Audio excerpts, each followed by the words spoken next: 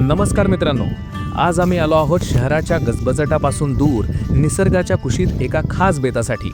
हे पहा आमचे मित्र शेताच्या बांधावरून आणि हिरवागार गव्हाच्या पिकातून आनंदाने चालले आहेत. आता आमची गँग कामाला लागली आहे. झाडाच्या गार सावलीत कुणी साहित्य काढतंय तर कुणी चुलीची व्यवस्था करतंय. मित्रांसोबत गप्पा मारत अशा प्रकारे कामाची विभागणी करण्यात एक वेगळीच मजा असते. आजच्या मेजवानीसाठी आम्ही थेट शेतातूनच ताज्या भाज्या गोळा केल्या आहेत. कोबी, गाजर, बटाटे, टोमॅटो, तुरीच्या शेंगा आणि वटाण्याच्या शेंगा. इकडे मित्र तुरीच्या शेंगामधून दाणे काढत आहेत. कुणी मटर वटाणे काढतोय तर कुणी भाज्या कापत आहे, चिरत आहे. आणि या सगळ्यातच सुरू आहे गप्पांची महफिल. हसणं, आठवणी आणि धमाल. मधूनच थोडी विश्रांती घेत बागेतल्या रसरशीत आणि ताज्या पेरूचा आस्वादही आम्ही घेतोय.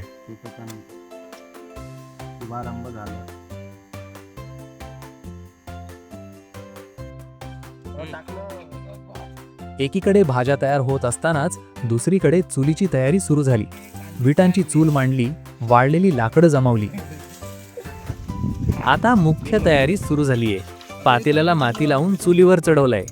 ताक, बेसन आणि मसाल्यांचं योग्य मिश्रण करून आता कढीची तयारी जोरात आहे.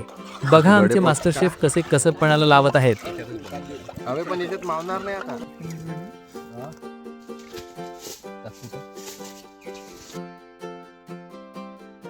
फोडणीसाठी तेल तापलंय. त्यात आता पडलाय तेजपान, खडा मसाला आणि आता टाकू भरपूर कांदा. कांदा छान गुलाबी होईपर्यंत परतून घेतला की मग त्यात जाते आलं लसूण पेस्ट. आता वेळ आहे मसाल्यांची. हळद, तिखट आणि गरम मसाला टाकल्यावर फोडणीचा रंग काय सुरेख दिसतोय बघा. यात बारीक चिरलेला टोमॅटो टाकून मसाला छान एकजीव करून घेतला. फोडणीचा खमंग वास आता सगळीकडे दरवळतोय. आता यात आपण चिरलेल्या ताज्या भाज्या टाकणार आहोत. फ्लॉवर, बटाटा, गाजर, तुरीचे दाणे आणि वटाणा.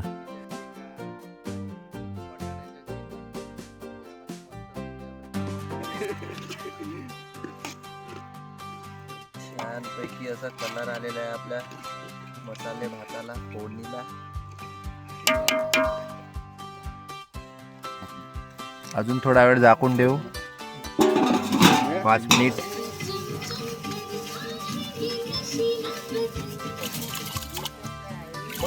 भाज्या मसाल्यात व्यवस्थित मिक्स केल्या की त्यात आता धुतलेले तांदूळ जातील.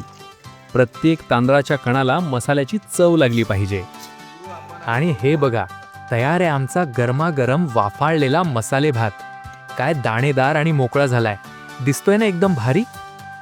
शेवटी वेळ आली ज्याची आम्ही आतुरतेने वाट पाहत होतो. जेवणाची पंगत. पत्राळीवर वाढलेला हा तुरीच्या दाण्यांचा मसाले भात सोबत पिवळी धमक कढी, लिंबू आणि कांदा. ही खरी गावची मजा. मित्रांसोबत शेतात बसून हे जेवण म्हणजे सुखाची व्याख्याच जणू. आमचं हे शेतातलं कुकिंग तुम्हाला कसं वाटलं कॉमेंट करून नक्की सांगा. आणि मग जेवण संपवून आम्ही निघालो घराच्या रस्त्याने.